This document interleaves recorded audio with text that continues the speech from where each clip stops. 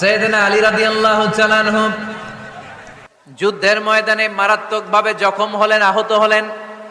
পায়ের ভেতরে জিহাদের ময়দানে তীর ঢুকে গেল, তীর কেউ টেনে বের করতে পারে না। এতটাই জখম হয়েছে, তীর ধরে টান মারলে তিনি চিৎকার মারে। বিশ্বনবী দেখলেন অবস্থা বেগতিক।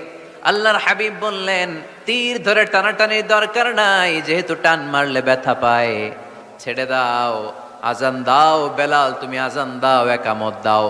এক সাহাবীরে বললেন, আমি যখন নামাজে দাঁড়াবো, আলী যখন নামাজে দাঁড়াবে, নামাজরত অবস্থায় তুমি তোমার নিজের দায়িত্বে আলীর পায়ের ভেতর থেকে তীরটা টেনে বের করে ফেলবা। আজান দেয়া হলো, একামত হলো, বিষ্ণু ইসলাম নামাজ পড়তে শুরু করলেন। সাইয়েদনা আলী রাদিয়াল্লাহু তাআলা আনহু নামাজে দাঁড়ালেন। ওই সাহাবী দাঁড়ান নাই। বিশ্বনবীর পরামর্শ অনুযায়ী কাতারের ভেতর দিয়ে যে বিশ্বনবীর মেয়ের জামাতা সাইয়েদনা আলী রাদিয়াল্লাহু তাআলা আনহুর পা থেকে টান মেরে তীর বের করেছে। টান দিয়ে তীর খোলা হয়েছে, কিন্তু সাইয়েদনা আলী মুহূর্তের জন্য টের পান না। আগে টান মারতেছে, ব্যথা পায়, চিৎকার মারে, চিৎকার মারে, কিন্তু সালাতের অবস্থায় টান মেরে তীর বের করেছে, উনি টেরই পান নাই। আল্লাহু আকবার।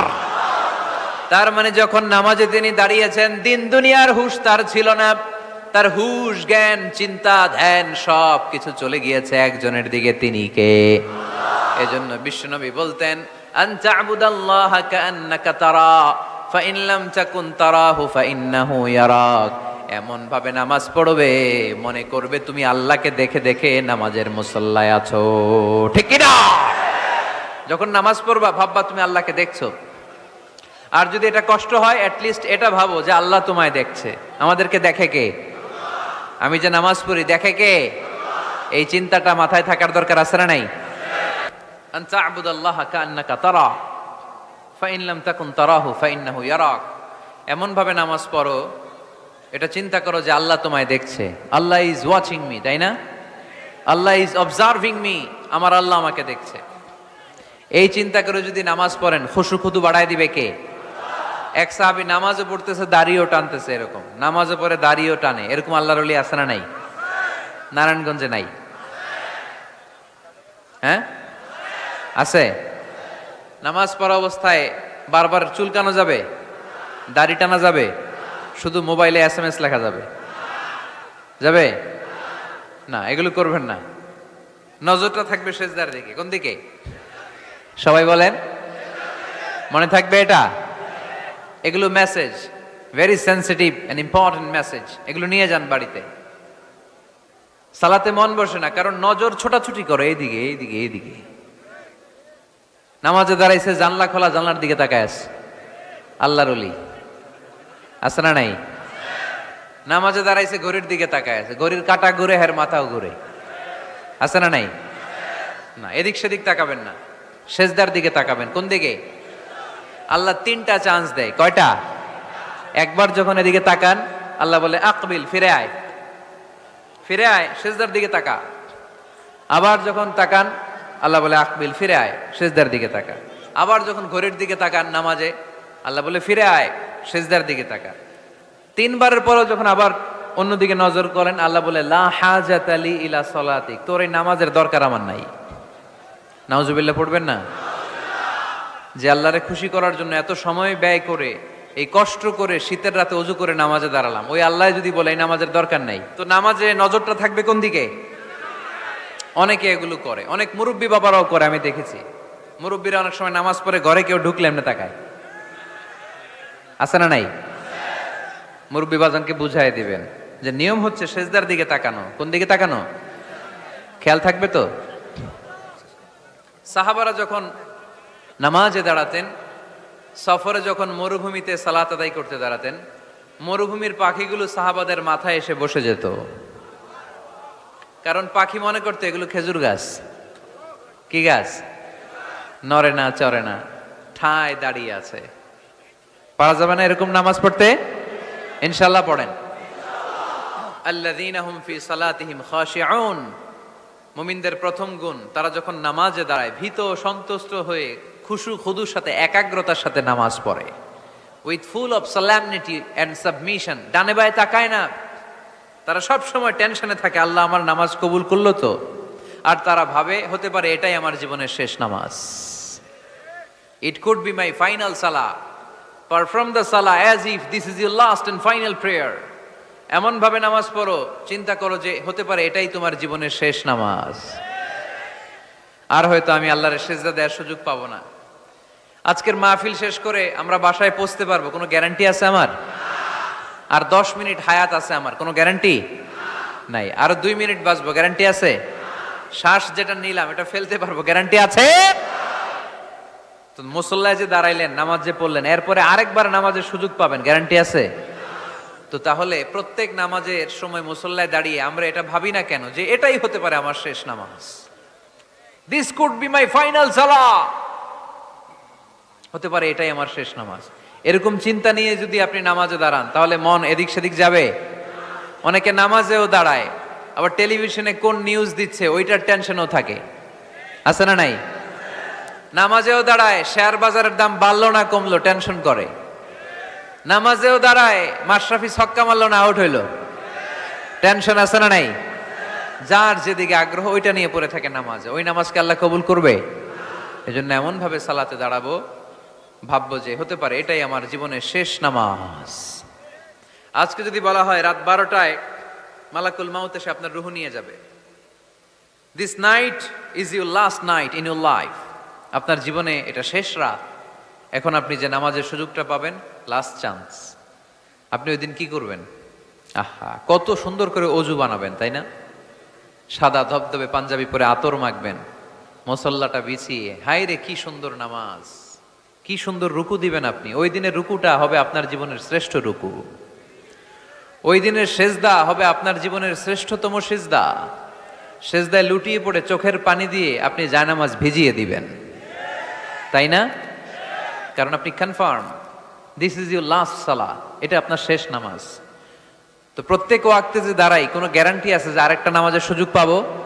তাহলে প্রতি ওয়াক্তেই আমরা এটা ভাবি না কেন যে এটা আমার জীবনের শেষ নামাজ হতে পারে? বিশ্বাসীরা যখন নামাজে দাঁড়ায় তারা ভাবে it could be my last and final সালাহ। চিল্লায় বলতে হবে ঠিক কিনা? এজন্য আল্লাহ বললেন, ক্বাদ আফলাহাল মুমিনুনাল্লাযীনা হুম ফি সালাতিহিম খাশিউন, সফল হয়েছে তারা, ঈমান এনেছে যারা। ইমানদারের প্রথম গুণ, তারা যখন নামাজের জন্য মুসল্লায় দাঁড়িয়ে যায়, দিন দুনিয়ার হুঁশ তার থাকে না, তার ধ্যান জ্ঞান চলে যায় একজনের দিকে, তিনি কে? ধীরস্থির ভাবে সালাত পড়তে হবে, তা'দিলুল আরকান মেনটেইন করে। এক সাহাবী নামাজ পড়ে আল্লাহ রাসূল সাল্লাল্লাহু আলাইহি ওয়াসাল্লামের কাছে আসলেন। আল্লাহ রাসূল বললেন, সল্লি ফা ইন্নাকা লাম তুসল্লি, যাও নামাজ পড়ো, নামাজ হয় নাই। আবার নামাজ পড়লেন, আবার আসলেন, আল্লাহ রাসূল একই কথা বললেন, সল্লি ফা ইন্নাকা লাম তুসল্লি, রিপিট ইউর সালাহ because you didn't offer your সালাহ in a correct way, in a correct manner. সঠিক পদ্ধতিতে সালাত হয়নি। উনি কি করবেন? আবার যে বললেন, আবার আসলেন, আল্লাহ রাসূল বললেন, সল্লি ফা ইন্নাকা লাম তুসল্লি, সালাত পড়ো, হয় নাই। এবার সাহাবী কেঁদে দিলেন, বললেন, ইয়া রাসূলুল্লাহ, এর চেয়ে ভালো করে তো আমি পড়তেই জানি না। আল্লাহ রাসূল সাল্লাল্লাহু আলাইহি ওয়াসাল্লাম সাহাবীকে জড়িয়ে ধরলেন, বললেন, আসো তোমারে শিখাইয়া দেই, যখন নামাজে দাঁড়াবা তাড়াহুড়ো করবে না। There is no rushing in সালাহ, there is no hastiness in সালাহ। সালাতে তাড়াহুড়ো নাই। যখন দাঁড়াবা রিল্যাক্স, যখন রুকুতে যাবা রিল্যাক্স। তাড়াহুড়ো করা যাবে? রুকুতে যখন যাবা পিঠটাকে সোজা করবা, স্ট্রেট ফরওয়ার্ড। আল্লাহ রাসূল সাল্লাল্লাহু আলাইহি ওয়াসাল্লাম যখন রুকু দিতেন, ওনার রুকু দেওয়া পিঠটা এতটাই স্ট্রেট ফরওয়ার্ড আর সোজা হতো, সাহাবারা বলতেন এখানে পানির গ্লাস রেখে দিলে পানিটাও কাঁপতো না, গ্লাসটাও নড়তো না। তার মানে রুকুর পিঠ খুব বাঁকা ছিল, তাই না? কি ছিল? স্ট্রেট ফরওয়ার্ড, সোজা। লা ইয়াসুব্বু ওয়া লা ইউকনিউ। আমাদের অনেকের মাথা অনেক নিচু চলে যায়, অনেকেরটা এরকম থাকে না, স্ট্রেট ফরওয়ার্ড। আল্লাহ রাসূল সাল্লাল্লাহু আলাইহি ওয়াসাল্লাম বললেন, সবচেয়ে বড় চোর যে নামাজে চুরি করে। সাহাবারা বললেন, কাইফা ইয়াসরিকু ফিস সালাতি ইয়া রাসূলুল্লাহ, হে আল্লাহর রাসূল, সালাতে আবার চুরি করে কেমনে? আল্লাহ রাসূল সাল্লাল্লাহু আলাইহি ওয়াসাল্লাম বললেন, ইয়াসরিকু ফি রুকুইহি ওয়া সুজুদিহি, রুকু সেজদায় চুরি করে, পিঠ সোজা করে না। রুকু থেকে সোজা হয়ে দাঁড়িয়ে কয়েক সেকেন্ড অপেক্ষা করা এটা ওয়াজিব। দুই সেজদার মাঝখানে 1-2 সেকেন্ড স্থির হয়ে বসে থাকা ওয়াজিব। আমাদের অনেকেই রুকু থেকে কোন রকম নাম কাওয়াস্ত মাথাটা উঁচু করে সেজদায় দৌড় মারে, আসে না নাই? এক সেজদা দিয়ে কোন রকম মাথাটা তুলে আরেক সেজদায় দৌড় মারে, আছে না নেই? এরা রুকু সেজদায় চুরি করে, এরা নামাজ চোর। এরকম করা যাবে? তাড়াহুড়ো করবেন? কখনো তাড়াহুড়ো করা যাবে? নামাজে তাড়াহুড়ো নাই। নামাজে কি নাই? নামাজে করতে হবে রিল্যাক্স। নামাজে কি করব? সবাই বলেন কি করব? যারা তাড়াহুড়ো করে এদেরকে বলতে পারবেন এটা যে তুমি তাড়াহুড়ো করছো কেন? নামাজে তুমি রিল্যাক্স করবা। যখন রুকুতে যাবা হাত্তা তাতমা ইন্না রাকিআন, রিল্যাক্সের সাথে রুকু, পিঠটা সোজা। সিজদায় লুটিয়ে পড়বা, তুমি তো আল্লাহর কাছে চলে গিয়েছো। আকরাবু মা ইয়াকুনুল আবদু মির রাব্বিহি ওয়া হুয়া সাজিদ ফাআকসিরু ফীহি দুআ। আল্লাহ রাসূল বললেন, বান্দা যখন সিজদায় লুটিয়ে পড়ে, বান্দা তখন আল্লাহর সবচেয়ে কাছে চলে যায়। ফাআকসিরু ফীহি দুআ, তাই তখন বেশি বেশি দোয়া করো। আমরা যখন মসজিদের কার্পেটে সেজদা দেই, দেখা যায় যে সেজদাটা কপালটা কার্পেটে পড়ে, জায়নামাজে পড়ে, মসজিদের টাইলসে পড়ে। কিন্তু বিশ্বনবী বলে না, টাইলসে পড়ে না, জায়নামাজে পড়ে না, তোমার সেজদাটা আল্লাহর কুদরতি পায়ের উপর যেয়ে পড়ে। এজন্য তাড়াহুড়ো করা যাবে না। ইযা উকিমাতিস সালাহ ফালা তাতুহা তাসআউন, যখন একামত হয়ে যায় দৌড়াদৌড়ি করে রাশিং করে নামাজে যেও না। ওয়া আতুহা তামশুন, রিল্যাক্সের সাথে যাও। ফামা আদরাকতুম ফাসাল্লু, যে যতটুকু পাও ইমাম সাহেবের সাথে পড়ো। দেরি হয়ে গেলে ওমা ফাতাকুম ফাআতিম্মু, যেটা ছুটে গেছে একা একা পড়ো। 4 রাকাত পেয়েছে 2 রাকাত, বাকি 2 রাকাত একা একা পড়ার সুযোগ আছে না নাই? তো তাড়াহুড়ো করেন কেন আপনারা? আর তাড়াহুড়ো করবেন? অনেকে ওযুখানায় তাড়াহুড়ো করে। মাগরিবের নামাজ ইমাম সাহেব শুরু করছে, ওয়াদ-দুহা ওয়াল লাইলি ইযা সাজা, সবার মুখস্থ আছে না নাই? তো উনি তখন হাত ধুইতেছে, এখনো মাথা মাসে আর পা ধোয়া বাকি। উনি হিসাব মিলাই ফেলছে, তাড়াহুড়ো করে দৌড় দিতে হবে, তা না হলে রাকাত পাওয়া যাবে না। মসজিদের টাইলস ছিল পিছলা, উল্টায় পড়ছে, লুঙ্গি একদিকে মুসল্লি আর একদিকে। এরকম আছে না নাই? আমাদের এলাকায় একজন এরকম দৌড় মেরে পা ভেঙে ফেলছে, উল্টায় পড়ে লুঙ্গি একদিকে ও আরেকদিকে। এরকম করবেন আর? মনে রাখতে হবে, এই মাহফিলগুলোতে এসে শুধু স্লোগান সর্বস্ব মাহফিল দিলে হবে না।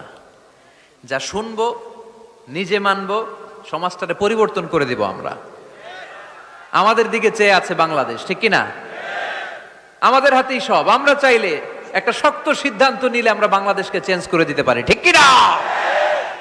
এখানে বসে আছে আগামীর প্রধানমন্ত্রী, এখানে বসে আছে আগামীর নারায়ণগঞ্জের এমপি, এখানে বসে আছে আগামী দিনের এই থানার চেয়ারম্যান, ঠিক কি না? আমরা যদি ঠিক হয়ে যাই, ঠিক থাকবে বাংলাদেশ। আমরা উল্টে গেলে পথ হারাবে বাংলাদেশ। আচ্ছা, 2 নাম্বার আল্লাহ বললেন, ওয়াল্লাযীনা হুম আনিল লাগবি মুরিদুন। মুমিন বান্দাদের 2 নাম্বার বৈশিষ্ট্য, তারা অনর্থক কাজ থেকে মুখ ফিরিয়ে নেয়। তাই না? এখানে অনর্থক কাজ গেলে আমার সওয়াব নেই, আরো গুনাহ হবে, যাব আমি? এখানে এমন কাজ গেলে আমার আমল নষ্ট হবে, যাব আমি? ওয়াল্লাযীনা হুম আনিল লাগবি মুরিদুন। মুমিন বান্দার 2 নাম্বার গুণ, মুমিন বান্দা কখনো কোনো অনর্থক কাজের দিকে যায় না। যেই জায়গায় গেলে সওয়াব হয়, মানবতার কল্যাণ হয়, সব সময় মুমিনকে ওই জায়গায় পাওয়া যায়। ওয়াল্লাযীনা হুম আনিল লাগবি মুরিদুন, অনর্থক কাজ করব না আমরা। যেটাই করব এটা যেন অর্থবোধক হয়, এটা যেন আমার কাজে লাগে, 10-এর কাজে লাগে। এরকম কাজ করার দরকার আছে না নাই? মিন হুসনি ইসলামিল মারই তারকুহু মা লা ইয়ানিহ। আল্লাহ রাসূল সাল্লাল্লাহু আলাইহি ওয়াসাল্লাম বললেন, ব্যক্তির ইসলামের সৌন্দর্যের মধ্য থেকে একটা বড় সৌন্দর্য হচ্ছে ব্যক্তি অনর্থক কোনো কাজ করবে না। কারণ মুমিন খুব ভালো করে জানে, যাই করে ভিডিও ক্যামেরা দিয়ে ক্যামেরা করে কে? আপনারা কি মনে করছেন যে আজকের যে মিডিয়ার ভাইরা আসছে ওদের কাছেই ক্যামেরা? ফেরেশতাদের কাছে ক্যামেরা নাই? আছে না নাই? এজন্য আল্লাহ সূরা ইয়াসিনে বললেন, ওয়া কুল্লা শাইইন আহসাইনাহু ফি ইমামিম মুবিন। দুনিয়াতে তোমরা যা করো, যেখানে যাও, যে কাজের সাথেই সম্পৃক্ত হও না, তোমাদের সব কাজগুলোকে ইমামুম মুবিন নামক ভিডিও ক্যামকর্ডার দিয়ে ধারণ করে কে? আবার মুমিন জানে, মা ইয়ালফিযু মিন কাউলিন ইল্লা লাদাইহি রাকীবুন আতীদ। মুমিন জানে, মুখ দিয়ে আমি যা বলি, যে বাক্যই উচ্চারণ করি, যে শব্দ উচ্চারণ করি, ফেসবুকের কমেন্টস বক্সে যেই কমেন্টস আমি টাইপ করি, এই সবগুলো দেখে কে? রাকিবুন আতিদ নামে দুইজন ফেরেশতা আছে, সব কিছু নোট করে নেয়, ঠিক কিনা? মুখে যা বলবো এটাও অর্থবহ হইতে হবে, যা লিখবো তাও অর্থবোধক হইতে হবে, ঠিক কিনা? এখন তো বলার চেয়ে আমরা টাইপ করি বেশি। ফেসবুকে কমেন্টস অপশন আছে না নাই? আহা, ইচ্ছা মতো কমেন্টস করে, কমেন্টসের ফুলঝুরি, গালি গালা সব মাগনা, আছে না নাই?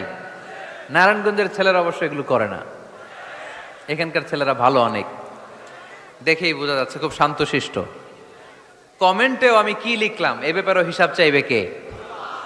কান দিয়ে আমি কি শুনি হিসাব চাইবে কে? চোখ দিয়ে কি দেখি হিসাব চাইবে কে? এজন্য যা মন চায় চোখ দিয়ে দেখা যাবে, যা মনে চায় মুমিন কান দিয়ে শুনতে পারে। যেন কানে শুনি সদা তোমার কালাম, হে খোদা চোখে যেন দেখি শুধু কোরআনের আয়াত, শোনো আমারে মুনাজাত। পড়েন, শোনো শোনো ইয়া ইলাহি আমারে মুনাজাত, শোনো আমারে মুনাজাত। পড়ি আমিন। এজন্য মুমিন বান্দার 2 নাম্বার গুণ, ওয়াল্লাযীনা হুম আনিল লাগবি মুরিদুন। অনর্থক কাজে আমরা যাব না। যাব? তোমরা যুবকরা মিলে অনেক কিছু করতে পারো, ব্লাড ক্যাম্পেইন করতে পারো, রক্ত দেওয়ার মাধ্যমে জীবন বাঁচানো যায়, ঠিক কিনা? তোমরা যুবক ছেলেরা মিলে বৃক্ষ রোপণ কর্মসূচি করতে পারো, তোমরা যুবক ছেলেরা মিলে পরিচ্ছন্নতা অভিযান চালাতে পারো এলাকায়। তোমরা চাইলে সবাই মিলে দাঁড়িয়ে সমাজ থেকে ইফটিজিংকে তাড়াতে পারো। তোমরা চাইলে সমাজ থেকে যৌতুকের মতো মরণ ব্যাধিকে ঝাড়ু পেটা করে বিদায় করতে পারো। তোমরা চাইলে আগামীর বাংলাদেশকে সোজা পথে উঠিয়ে দিতে পারো। ওয়াল্লাযীনা হুম আনিল লাগবি মুরিদুন। মুমিনরা আজে বাজে কাজে যায় না, যে কাজে গেলে নিজের কল্যাণ, দেশের কল্যাণ, দশের কল্যাণ, মুমিন ওই কাজ করে, ঠিক কিনা? তাহলে অনর্থক কোনো কাজে আমরা যাব যেটাতে সওয়াব নাই, যেটাতে গুনাহ হয়, যেটাতে সবার অকল্যাণ, ওটাতে আমরা যাব? 2 নাম্বার গুণ, ওয়াল্লাযীনা হুম আনিল লাগবি মুরিদুন। অনর্থক কাজ দেখলি মুখ ফিরায় নিতে হবে, সালাম দিয়ে আমরা কেটে পড়বো। আর ভালো কাজে আমি সবার আগে, ভালো কাজে আমি। যুগ জামানা পাল্টে দিতে চাই না অনেকজন, এক মানুষই আনতে পারে জাতির জাগরণ। এক মানুষই বিপদকালে বাঁচায় কাফেলায়, ক্ষুদ্র ডিঙ্গি বাঁচায় জাহাজ অসীম দরিয়ায়। সমাজ পরিবর্তনের জন্য এতজন দরকার নাই, একটা ওমর হইলে বাংলাদেশ সোজা হয়ে যাবে, ঠিক কিনা? একজন ইমাম মাহাদি হলে গোটা বাংলাদেশে ঠিক করে দিবে কে? ওই উমরের মতো যেন আমরা হতে পারি, আমরা যেন পরিবর্তনের নায়ক হতে পারি। আল্লাহ তুমি তৌফিক দাও। আর জোরে আমিন। ওয়াল্লাযীনা হুম আনিল লাগবি মুরিদুন। অনর্থক আজে বাজে কাজে আমরা যাব, ভালো কাজ যেখানে আমরা যাব। তাহলে প্রথম গুণ কি ছিল? সালাতে খুশু খুদু, আল্লাহর ভয়, আল্লাহর চিন্তা নিয়ে সালাত পড়ে। 2 নম্বরে অনর্থক কাজে মুমিনরা যাবে। 3 নম্বরে আল্লাহ বললেন ওয়াল্লাযীনা হুম লিয-যাকাতি ফাঈলুন। আমার মুমিন বান্দাদেরকে আমি ধন সম্পদ দিয়ে যদি ধনী বানিয়ে দেই, ওই সম্পদ থেকে গরিবদের জন্য তারা দান করে। দে যাকাত, দে যাকাত, তোরা দে রে যাকাত, তোর দিল খুলবে পরে আগে খুলু খা। দে যাকাত, দে যাকাত, তোরা দে রে যাকাত, ঠিক কি না? ওফি আমওয়ালিহিম হাক্কুন লিসাইলি ওয়াল মাহরুম। তোমার সম্পদে গরিব দুঃখীর অধিকার আছে। আমি যে যাকাত দেই এটা আমি কিন্তু করুণা করি না, বরং ও যাকাত নিয়ে ও আমারে করুণা করে। কথা বুঝতে পেরেছেন? আমি যাকাত দেওয়াটা আমার উপর ফরজ, কিন্তু যে গরিব ওর জন্য কি যাকাত নেওয়া ফরজ? ওর ঘরে টাকা নাই, ও বললে আমি রোজা রাখবো কিন্তু যাকাতের টাকা নিব না, কোনো সমস্যা আছে? কিন্তু আমি যদি কই যাকাত দিব না, সমস্যা আছে না নাই? তাহলে আমি করুণা করি নাই, ও যে আমার থেকে যাকাতের প্যাকেটটা নিয়ে এই বিশাল ফরজ ইবাদত পালনে আমারে সহায়তা করলো, ও আমারে করুণা করেছে, ও এসে আমারে দয়া দেখিয়ে গিয়েছে, ঠিক কি না? কিন্তু অনেকে যাকাতের শাড়ি দেয়, লুঙ্গি দেয়, আবার মাইকে ঘোষণা দিয়ে দেয় অমুক দিন যাকাতের শাড়ি দেয়া হবে, লুঙ্গি দেয়া হবে। আহা, গরিব মানুষগুলো ধাক্কা ধাক্কি করে পদপৃষ্ট হয়ে মারা যায়। কিয়ামতের দিন মার্ডার কেসের আসামি করে তোরে আল্লাহ দাঁড় করাবে। তোমার কারণে এই মানুষগুলো মারা গিয়েছে, অব্যবস্থাপনার কারণে। এরকম নিউজ বাংলাদেশে আছে না নাই? জাকাতের শাড়ি বলে কোনো শাড়ি আছে? জাকাতের লুঙ্গি বলে কোনো লুঙ্গি আছে? সমাজ থেকে দারিদ্রতা বিমোচনের জন্য জাকাত এমন কিছু দিবেন যাতে করে সে কিছু করে খেতে পারে। সিএনজি কিনে দেন একটা, ছেলেটা সিএনজি চালাবে, অটোরিকশা চালিয়ে স্বাবলম্বী হবে, ঠিক কিনা? অস্ট্রেলিয়ান গাভী কিনে দেন, গরুর দুধ বিক্রি করে স্বাবলম্বী হবে, ঠিক কিনা? ঝালমুড়ির একটা দোকান বানায় দেন, চায়ের একটা দোকান বানায় দেন, চা বিক্রি করবে, ফুচকা বিক্রি করে ও চলবে, ফ্যামিলিও চলবে। আর যদি একটা শাড়ি, একটা লুঙ্গি, 1 কেজি সয়াবিন তেল আর 1 কেজি চাল দিয়ে দেন, এটা নিয়ে দুপুর পর্যন্ত চলবে, রাত্রে বেলায় আরেক জায়গায় লাইনে দাঁড়াবে। দারিদ্রতা কি দূর হবে? একদিকে গাছতলা, আরেক দিকে 5 তলা, ওই বাংলাদেশ আমরা চাই না, ঠিক কিনা? অর্থের সুষম বন্টনের জন্য যাকাতকে ফরজ করেছে কে? এজন্য আল্লাহ বললেন, আল্লাযীনা হুম লিয-যাকাতি ফাঈলুন। আমার মুমিন বান্দার 3 নাম্বার গুণ, তারা যাকাত দেয়, তারা সম্পদ জমিয়ে রাখে না। আল্লাযীনা ইয়াকনিজুনা আয-যাহাবা ওয়াল-ফিদ্দাতা ওয়া লা ইউনফিকুনাহা ফী সাবিলিল্লাহ ফাবাশশিরহুম বিআযাবিন আলীম। যারা সম্পদ জমায়, কেমন আছেন? ভালো আছেন? আপনি এমপি মহোদয়? আচ্ছা আচ্ছা, মাশাআল্লাহ, চেয়ারম্যান সাহেব বসেন। তো এজন্য একদিকে রাস্তার একদিকে গাছতলা, একদিকে 5 তলা, এরকম সমাজ চাই নাকি আমরা? না, সম্পদের তারল্য ছড়িয়ে পড়তে হবে, ঘর থেকে ঘরে, দ্বার থেকে দ্বারে, ঠিক কিনা? যারা সম্পদ জমায় রাখে, ব্যাংক ব্যালেন্স করে, এগুলো করি না তো আমি, আগে যা করছেন ওইটাই। একদিকে গাছতলা, আরেকদিকে 5 তলা, এরকম চাই আমরা? না, আমরা চাই এদেশে কোনো দারিদ্রতা না থাক, নো পভার্টি ইন বাংলাদেশ, ঠিকই না? এসডিজি, সাস্টেইনেবল ডেভেলপমেন্ট গোল আছে 17টা, এর মধ্যে একটা গোল হচ্ছে নো পভার্টি, কোনো দারিদ্রতা থাকতে পারবে না। এজন্য আমাদেরকে কাজ করে যেতে হবে। যারা সম্পদ জমায়, যারা সম্পদ জমায়, এই সম্পদগুলো কিয়ামতের দিন হবে সুজাআন আকরা, টেকো সাপ, পা থেকে পেঁচাতে পেঁচাতে কোমর, কোমর থেকে পেঁচাতে পেঁচাতে গলা, ছোবল মারবে আর বলবে, আনা মালুক আনা কানজুক, আমি তোর সম্পদ, আমি তোর ব্যাংক ব্যালেন্স, আমার না খাওয়ার জন্য জমাইছিলে, আজকে খা। খাইবেন ওই দিন? খাইবেন? ওই দিন সাপের এক একটা কামড়ে দেহটা 70 গজ জমিনের ভেতরে ঢুকে যাবে, ঠিক কিনা?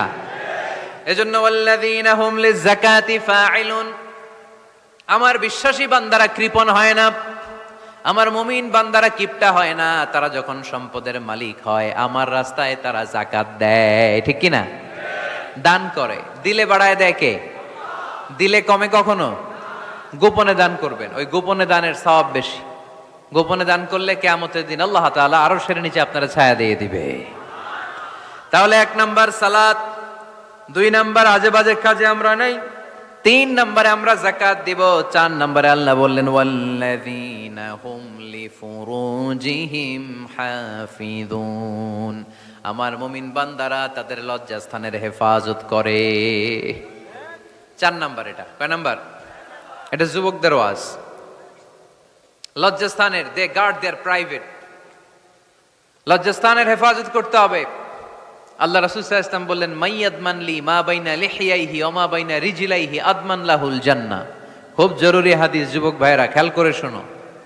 যে ব্যক্তি 2টা অঙ্গের গ্যারান্টি, বিশ্বনবী বললেন, আমার যে উম্মত 2টা অঙ্গের গ্যারান্টি আমারে দেয়, আমি নবী তারে জান্নাতের গ্যারান্টি দেই। 1 নাম্বার, মা বাইনা লিহিয়াইহি, এই 2 চোয়ালের মাঝখানে যে অঙ্গ থাকে, সে যদি গ্যারান্টি দেয় ওই অঙ্গের পাপ করবে না, মানে জিহ্বা। সে যদি ওয়াদা দেয়, জিহ্বা দিয়ে মিথ্যা বলবে না, চগলখুরি করবে না, একজনের কথা আর একজনের কানে লাগাবে না, এই ওয়াদা যদি দেয়। আরেক হলো 2 রানের মাঝখানে যা আছে, মানে লজ্জাস্থান, এই জিহ্বার লজ্জাস্থান দিয়ে কোনো পাপ কাজের সাথে সে জড়িত হবে না। এই গ্যারান্টি যদি কোনো উম্মত আমারে দেয়, আমি নবী তারে জান্নাতের গ্যারান্টি দেই। You have to guard your private. বিবাহ বহির্ভূত কোন সম্পর্ককে ইসলাম জায়েজ করে নাই। এজন্য এগুলো করা যাবে? গার্লফ্রেন্ড বয়ফ্রেন্ড করা যাবে? গার্লফ্রেন্ড আছে কার কার? দেখি হাত তোলো। মাশাআল্লাহ, সাহস আছে ওদের, বুকের পাটা আছে। হাত নামা বেটা। এই গার্লফ্রেন্ড বয়ফ্রেন্ডের সাথে আমাদের কোনো সম্পর্ক, আমরা বিয়ে করব। কি করব? বিয়ে করব। চেয়ারম্যান সাহেব বিয়ে করাই দিন এগুলারে, আপনার দায়িত্বে দিয়ে গেলাম। এই গার্লফ্রেন্ড বয়ফ্রেন্ড এগুলো ইসলামের কালচার নয়। বিয়ের চেয়ে ভালো কাজ পৃথিবীতে হতে পারে। বিয়ে করতে গেলেই বাপে বলে আগে নিজের পায়ে দাঁড়া। তো এতদিন ও কার পায়ে দাঁড়াইছে? ছেলে মেয়েদেরকে সাহস দেন, ছেলেও পড়বে। ওই যে একজন চিল্লান দিয়ে উঠছে, ওর কমন পড়ছে, কমন পড়ছে। মাশাআল্লাহ। গার্ডিয়ানরা যারা আছেন ওদের দুঃখ কষ্ট একটু বুঝছেন আপনারা, মিলাই দিয়েন ওদেরকে, বিয়ের পিড়িতে বসায় দিয়েন। বিয়েতে কল্যাণ, বিয়েতে বরকত। বিয়ের মতো ভালো কাজ হতে পারে না। সব নবীরা বিয়ে করেছেন। আর নিকাহ মিন সুন্নতি, বিয়ে আমার সুন্নাত। ফামান রাগিবা আন সুন্নতি ফালাইসা মিন্নি, যে আমার সুন্নতকে ভালোবাসে না সে আমার উম্মত হতে পারে না। বিয়েটাকে সহজ করে দেন। যেই সমাজে বিয়ে সহজ ওই সমাজে জিনা কঠিন, তাই না? যেই সমাজে জিনা সহজ ওই সমাজে বিয়ে কঠিন। আমাদের সমাজে জিনা করা সহজ, বিয়ে করতে লাগে 10 লাখ, জিনা করতে লাগে 1000। ঠিক কি না? 10 লাখ টাকা ছাড়া বিয়ে করা যায় না। এটা লাগবে, ওইটা লাগবে, এই দাও, ওই দাও, মোহর দাও, বিশাল অঙ্কের মোহর। 10 লক্ষ টাকা ধার্য না করলে মেয়ে দিবে না। এরকম আছে না নাই? না, এগুলো আসলে ইসলামিক কালচার না। ছেলের বাবা মেয়ের বাবা উভয়কে আমি বলি বিয়েটা সহজ করে দেন, সহজ করে দেন। ছেলে পড়াশোনা করুক, সমস্যা নাই, মেয়েও পড়ুক, কিন্তু তারা পবিত্রভাবে তাদের সম্পর্ককে মেনটেন করুক। ঠিক কিনা? তাদের এই যৌবনের তাড়নায় যে পাপের সাথে জড়াবে তার পার্সেন্টেজ গুণা বাবা হিসেবে আপনার কাঁধেও আছে না নাই? এজন্য বাবারা সাবধান, মায়েরা সাবধান, বিয়েটাকে সহজ করেন। এই এলাকার যুব সংঘ যারা আছো, তোমরা একটা ক্যাম্পেইন করবা এই মাহফিলের পরে, টাইমলি ম্যারেজ ক্যাম্পেইন।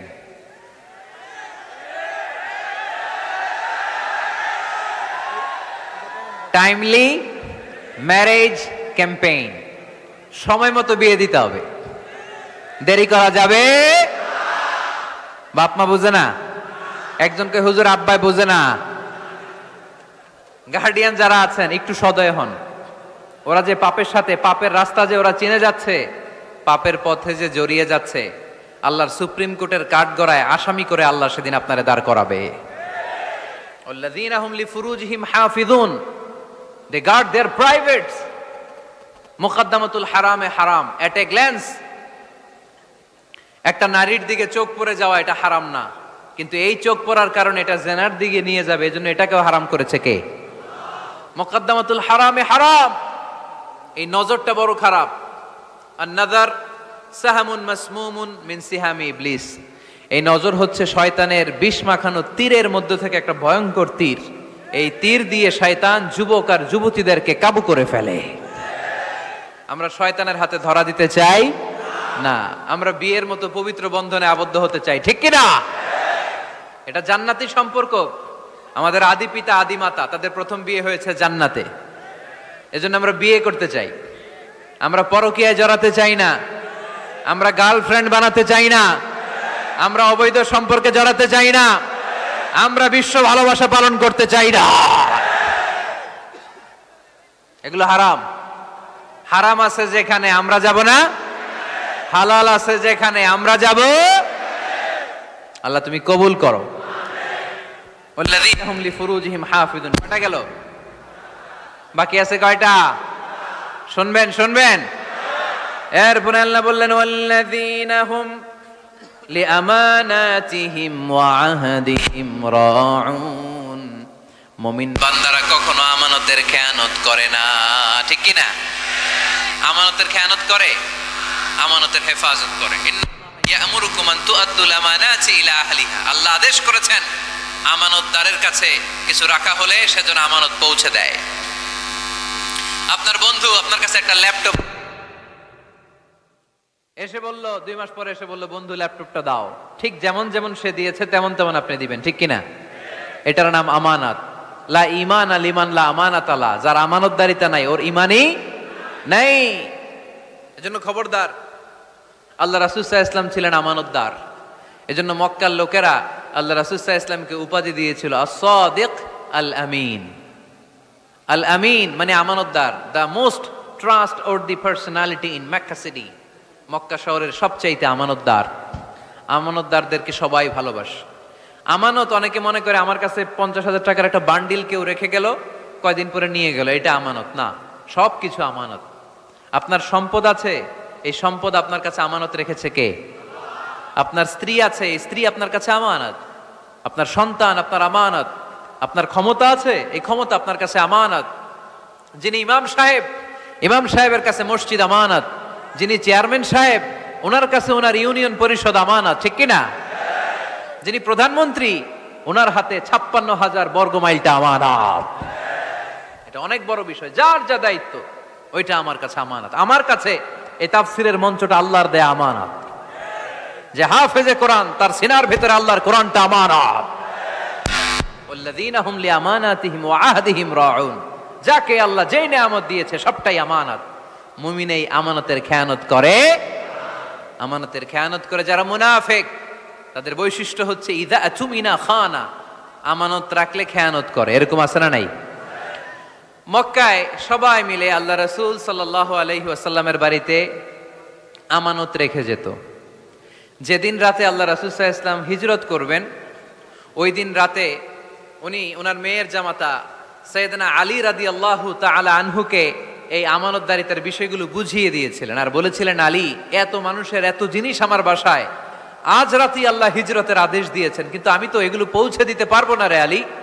আমার জায়গায় তোমারে আমি এগুলোর আমানতদার বানিয়ে মক্কা থেকে মদিনায় হিজরতে চলে গেলাম।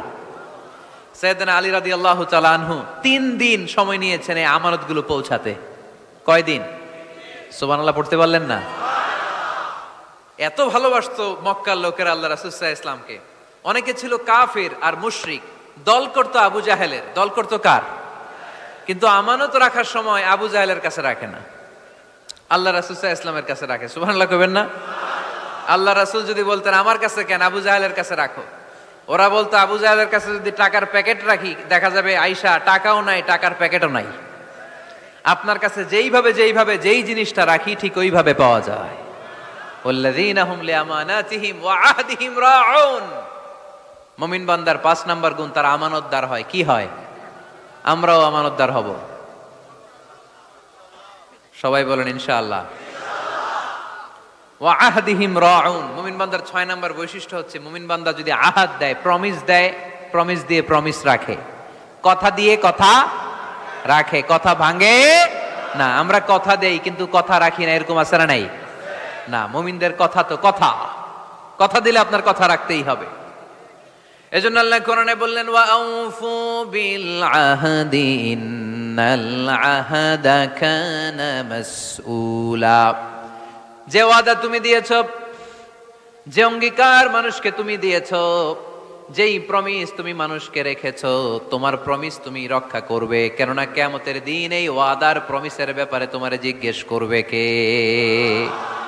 খবরদার, কাউরে কথা দিলে কথা রাখবেন। বন্ধুকে কথা দিলে কথা রাখুন, সন্তানকে কথা দিলে কথা রাখুন, স্ত্রীকে কথা দিলে কথা রাখুন। কিন্তু এই দেশে কেউ কথা রাখে না, তাই না? এজন্য কথা রাখার প্র্যাকটিস যেন আমরা করি।